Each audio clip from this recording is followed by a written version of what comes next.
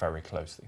Now, is there money to be made from rubbish? Any recycling plant or refuse collection business will tell you there is. Big money, in fact. Yeah, but what if the money is actually made from the rubbish itself? Stay with us, we'll explain it. Because David Katz is the founder of the Plastic Bank. It's a social enterprise that alleviates extreme poverty by making money from plastic waste. There's plenty of it around. It's thought 8 million metric tons of plastic waste enter the world's oceans every year.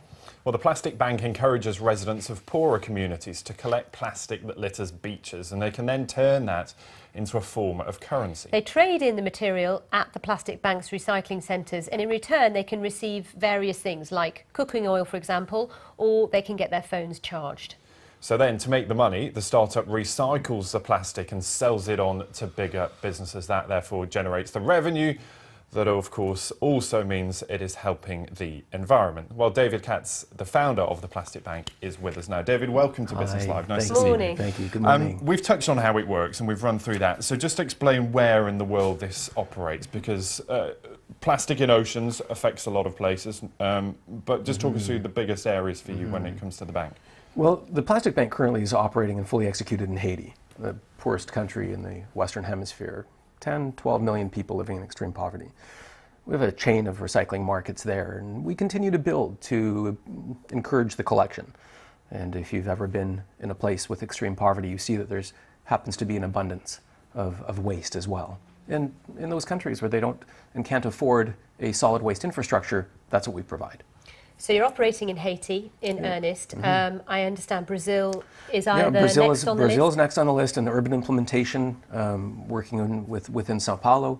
Very, very low recycling rates in Brazil, and certainly a environmental concern there as well. And then the Philippines. Yeah, Philippines, Indonesia will be after that. Certainly that 500 million people between those two countries, attributing to some of the most plastic that is entering the ocean. I mean, we're looking at these pictures here, and a familiar sight for many people if they've travelled around the world. So this is about getting local communities to improve their community, but make a bit of money at the side. I'm interested who buys it, who buys the end product? Yeah, so ultimately we provide social cause. We give organizations an opportunity to exhibit true social responsibility through an action. I mean, many people talk about it and they want to implement some process in the company to donate money, but this actually gives them a chance to connect with their consumer and use a plastic material that's helped people transcend poverty. And that's the great opportunity. It's gathering everyone together, and they get together, their customer together. And let's say it's a shampoo bottle. When you go to the store and take off a shampoo bottle from the shelf, you're actually helping someone in poverty. And that's what we do. We just broker that material, and it gets to be recycled again and again. Why did you decide to do this? It's an excellent question, and I've grown up at the ocean's edge. That's where I'm from. That's and I've seen it just in our lifetime, and it's continued to degrade. Plastic is really our generation, and we've just seen it continue to pollute the bellies of birds. But many watching this right now think, great idea, sounds fantastic, but where do you begin? Yeah, many are passionate about the problems in the world, but it's how do you start? Yeah, excellent question, and it's the how do you eat an elephant one bite at a time? And certainly there was a level of overwhelm when I had the idea at first to be able to change the world and to alleviate the pressure of plastic from flowing into the ocean. And that was the responsibility, and it began.